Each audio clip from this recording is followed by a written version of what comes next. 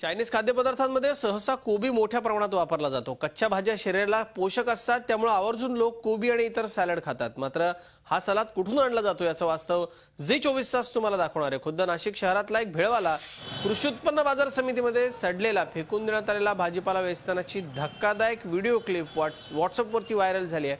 फुकटात मिळतो म्हणून सर्रास असा निकृष्ट दर्जाचा भाजीपाला कुठलाही विचार न करता गोळा करून हा विक्रेता लोकांना खगवतो आणि त्याचे पैसे कमवतोय। नाशिक शहरामधल्या एमजी रोडवरती हा माणूस आपला ठेला लावतो। त्याच्या काळ्या कृत्याचा पर्दाफाश झी 24 तासने केलाय।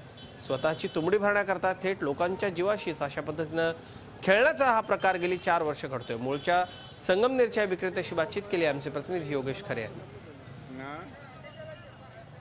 भाजी मंडईतला कच्चा आणि उरलेला भाजीपाला वापरून या ठिकाणी लोकांना खाऊ घालण्यात येत आहे, तसा व्हिडिओ हा व्हायरल झालेला आहे। आणि असं असताना सुद्धा या ठिकाणी पुन्हा गाडी लावण्यात आली। आपण जाणून घेऊया या दुकानदाराकडून, भैया आप ये क्या बेचते हो और कैसे बेचते हो? ये 11 भाज्या सलाड आहे, मिक्सिंग व्हेजिटेबल आहे, चांगला अच्छा लागतो। या जसं आपल्याला काळवेळ वगैरे होती तर व्हेजिटेबल खाला तर आपला आजार कमी होतो त्याने। हे काही तेलकट बिलकट नाही। हे 21 कडधान्याचं पीठ आहे, त्याच्यापासून तो मसाला बनवलेला मी बाजरी, ज्वारी, गहू, हरभरा, मक्का असे व्हेजिटेबल बनवलेलं आहे। ओके, पण तुमच्याबद्दल असं म्हटलं जात आहे की बाजार समितीतला उरलेला भाजीपाला किंवा खालचा घाण भाजीपाला तुम्ही खाऊ घालतात लोकांना? नाही नाही, असं काही कोणाची बघ काकडी टमाटा उरला ना तर ते असे मला 50 रुपये 100 रुपयाला अशी जाळी देऊन टाकता। अशी काकडी असती तो तर मी घेऊन टाकीत असतो त्यांच्याकडून। पण अनेक लोकांचं असं म्हणणं आहे की तुम्ही हा सगळा घाणेरडा जो भाजीपाला उरलेला असतो, खाली पडलेला भाजीपाला तुम्ही विकतात लोकांना आणि खाऊ घालतात। काय म्हणणं आहे तुमचं, हे खरं आहे का?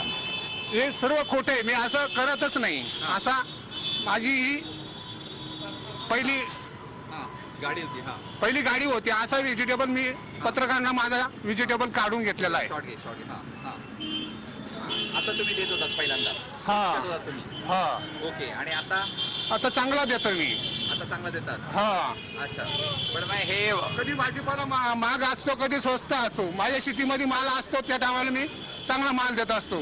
माझी स्वतःची 25 एकर जमीन आहे संगमेर तालुक्यामध्ये।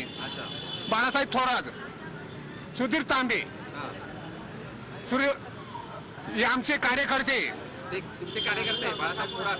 बाळासाहेब थोरात कार्यकर्ते, आमचे कार्यकर्ते। तुम्ही त्यांचे आम्ही त्यांचे कार्यकर्ते। अच्छा, तुम्ही त्यांचे कार्यकर्ते। माझे वडील पोलीस पाटील आहे, माझा भाऊ एक प्राध्यापक आहे, तो पुण्यामध्ये वाडे कॉलेजमध्ये, एक संगमेरच्या कॉलेजमध्ये। आपण जर बघितलं तर लोकांच्या जीवाशी उघडपणे खेळ केला जातोय आणि अन्न औषध प्रशासन करतंय काय असा प्रश्न या निमित्तानं समोर आलाय। व्हिडिओ जर्नलिस्ट सोनू भिडेसह योगेश खरे, झी मीडिया, नाशिक। झी 24 तास रहा एक पाऊल पुढे।